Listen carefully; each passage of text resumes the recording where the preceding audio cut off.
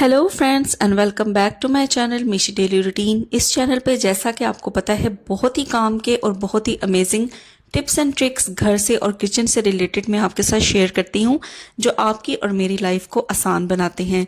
तो आज की वीडियो में भी कुछ ऐसे ही टिप्स एंड ट्रिक्स मैं आपके साथ शेयर करूँगी जो बहुत ही ज़्यादा हेल्पफुल होंगे। मैं गई हुई थी मार्केट और मार्केट से मैं कुछ फ्रूट्स लेके आई, लेकिन फ्रूट्स को मैं इसी तरह से फ्रिज के अंदर नहीं रखती। कुछ टिप्स एंड ट्रिक्स को फॉलो करती हूँ जिसके बाद मैं फ्रूट्स को फ्रिज में रखती हूँ। इस तरीके से आप फ्रूट्स और वेजिटेबल्स दोनों को लंबे अरसे तक चला सकते हैं, दोनों लंबे अरसे तक फ्रेश रहेंगे। तो जैसा कि समर सीजन है और हमें पता है कि समर सीजन में फ्रूट्स हों या वेजिटेबल्स हों बहुत जल्दी गलना सड़ना स्टार्ट हो जाते हैं। तो इनको गलने सड़ने से बचाने के लिए और इनकी फ्रेशनेस को लंबे अरसे तक बरकरार रखने के लिए मैं जो टिप फॉलो शेयर करती हूँ वो मैं आपके साथ यहाँ पे शेयर करूंगी। तो यहाँ पे देखें मैंने ना एक बाउल ले लिया है और इसके अंदर मैंने पानी ऐड कर दिया। अब पानी के अंदर सिर्फ मैं दो चीज़ें ऐड करूंगी जिसकी वजह से फ्रूट्स और वेजिटेबल्स की जो फ्रेशनेस है वो बहुत लंबे अरसे तक रहेगी। साथ ही यहाँ पे मैंने सिरका ऐड कर दिया यानी विनेगर ऐड कर दिया है। तो ये दोनों चीज़ें सिर्फ पानी के अंदर ऐड करेंगे, ये दोनों प्रिजर्वेटिव के तौर पे काम करेंगी और इससे जो फ्रेशनेस है फ्रूट्स और वेजिटेबल्स की वो काफ़ी लंबे अरसे तक सही रहेगी। तो सबसे पहले तो यहाँ पे मैंने जो आलू बुखारा मैं मार्केट से लेके आई थी उसको मैंने इस पानी के अंदर डिप कर दिया है। तकरीबन 2 से 3 मिनट के लिए मैं इसको इसी पानी के अंदर छोड़ दूंगी। अब नमक और सिरका दोनों जैसा कि मैंने बताया प्रिजर्वेटिव के तौर पे काम करते हैं। तो अच्छे तरीके से मैं 2 से 3 मिनट के लिए आलू बुखारे को इस पानी के अंदर छोड़ दूंगी ताकि ये अच्छे तरीके से अपनी जो फ्रेशनेस है उसको मेंटेन कर सकें। तो 2 से 3 मिनट यहाँ पे हो चुके थे। अब इनको पानी से निकाल लेना है और इसी तरह आपने फ्रिज के अंदर नहीं रखना, आपने कोई सा भी किचन टॉवल ले लेना है या आप टिश्यू पेपर ले लें। तो जैसे जैसे पानी से आप इन्हें निकालते जाएंगे आपने किचन टॉवल से अच्छे तरीके से इनका जो पानी है उसको ख़त्म कर देना है, रिमूव कर देना है। किसी भी किस्म का जो मॉइस्चर है वो इनके ऊपर नहीं रहना चाहिए, नहीं तो ये गलना सड़ना शुरू हो जाएंगे। तो इसी तरीके से जो सेब भी मैं लेके आई थी उनको भी इसी तरह इसी पानी के अंदर डिप कर दूंगी और 2 से 3 मिनट के लिए इसी तरह इसमें छोड़ दूंगी। और जिस तरह मैंने आलू बुखारे को अच्छे तरीके से बाद में मैंने ड्राई कर लिया था, बाद में इनको भी मैं उसी तरीके से ड्राई कर लूंगी। तो ये बहुत ही यूज़फुल है कि इसको ज़रूर फॉलो कीजिएगा क्योंकि समर सीज़न है। हम जितना मर्जी फ्रिज के अंदर फलों को सब्जियों को रख लें लेकिन वो गलना सड़ना शुरू हो जाते हैं। इस तरीके से काफ़ी लंबे अरसे तक इनकी जो फ्रेशनेस है वो मेंटेन रहेगी।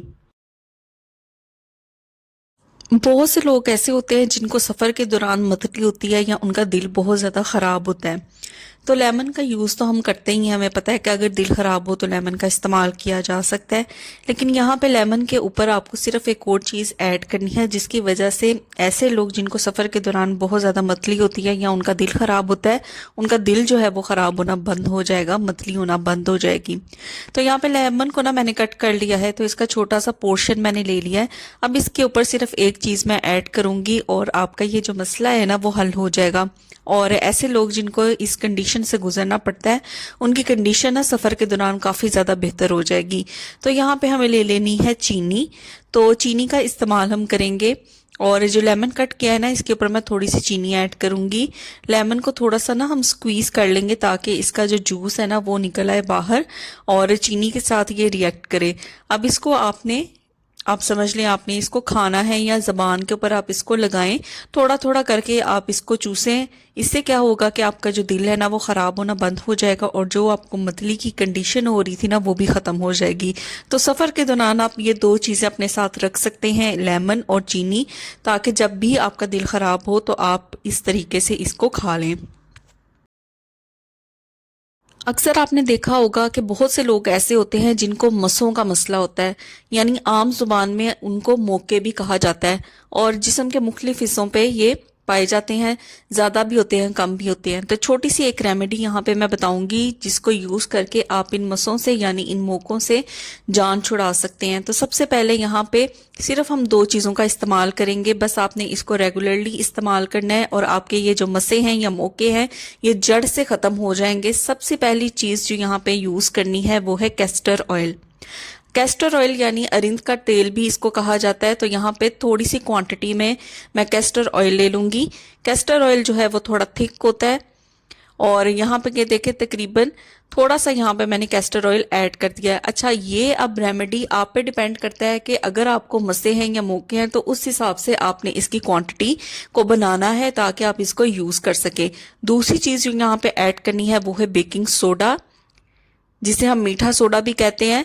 तो यहाँ पे ये देखें हाफ टी स्पून के करीब मैंने यहाँ पे मीठा सोडा यानी बेकिंग सोडा ऐड कर दिया है। अब इन दोनों चीज़ों को ना मैं अच्छे तरीके से मिक्स करूंगी और मिक्स करने के लिए यहाँ पे मैं कॉटन बड का इस्तेमाल करूंगी। तो ये दोनों इतनी ज़बरदस्त चीज़ें बन के तैयार हुई हैं, इतनी ज़बरदस्त रेमेडी है। आपको जिस्म के जिस हिस्से पे भी ये मोके हों या मसे हों, आपने उसके ऊपर इसको रेगुलरली अप्लाई करना है और रेगुलरली अप्लाई करने से ही आप इसके अंदर देखेंगे कि आपको वाजिया फ़र्क महसूस होगा। तो यहाँ पे मैं आपके सामने जस्ट एक मिसाल के तौर पे, अगर जिसको भी मसा है जिस भी हिस्से पे है, तो वहां पे आपने कॉटन बड की हेल्प से इस तरीके से इसको अप्लाई कर देना है और छोड़ देना है। ये खुद ही ड्राई होगा और खुद ही रिमूव होगा। इसको आपने रेगुलरली बाकायदगी से इस्तेमाल करना है अगर आप जड़ से इनका खात्मा चाहते हैं। देखिए, नींद हम सबको प्यारी होती है, लेकिन अगर किसी को ये मसला है कि रात को जब भी वो बिस्तर पे सोने के लिए जाते हैं तो उनको नींद नहीं आती, जितनी मर्जी कोशिश कर ले उनका जो दिमाग है वो जागा रहता है। बेशक आंखें बंद कर ले लेकिन दिमाग हर वक्त काम करता रहता है, जिसकी वजह से उनको नींद आने में बहुत ही ज्यादा मुश्किल होती है। तो यहाँ पे एक छोटा सा टिप मैं आपको बताऊंगी, जिसकी वजह से आप जैसे ही बिस्तर पे लेटेंगे ना, आपको इतनी गहरी और इतनी अच्छी नींद आएगी ना, आप खुद हैरान हो जाएंगे। तो यहाँ पे सबसे पहले मैंने ले लिया है 2 अदर टिश्यू पेपर और उनको अच्छे तरीके से मैंने फोल्ड कर दिया है।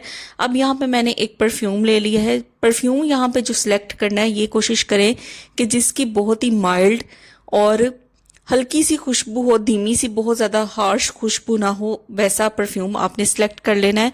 और अच्छे तरीके से जो टिश्यू पेपर है ना उसके ऊपर मैं स्प्रे कर दूंगी।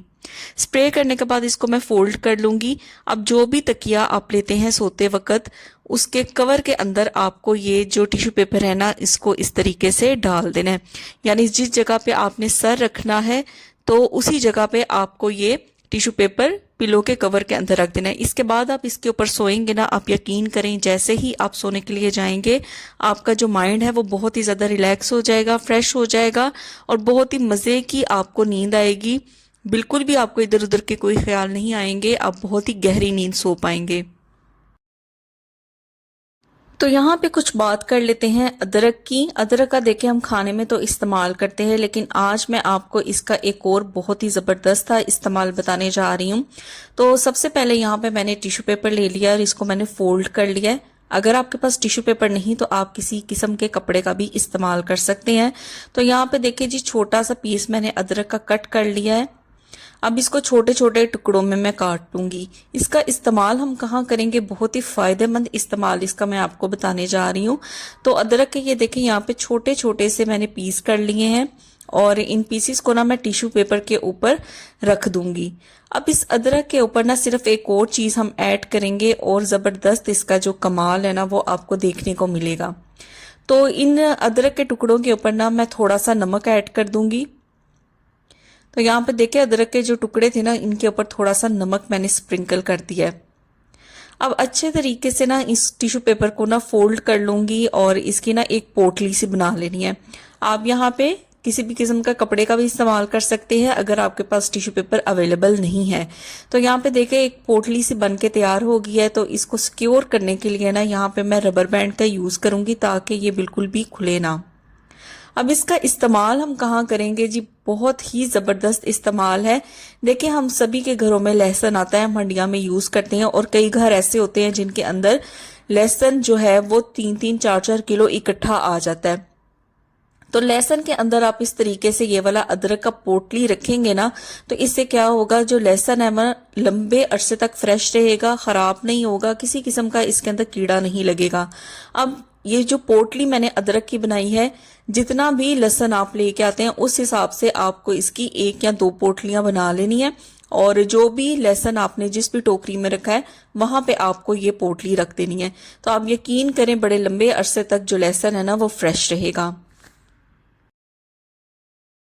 जैसे कि समर सीजन स्टार्ट हो गया और बहुत से लोग ऐसे हैं जिनको दोपहर के टाइम धूप में भी अपने काम के लिए जाना पड़ता है। तो आपने देखा होगा कि ऐसे लोगों की जो गर्दन की बैक साइड होती है ना, वो बहुत ज़्यादा काली होनी शुरू हो जाती है, जिसकी वजह से वो बिल्कुल भी अच्छी नहीं लगती।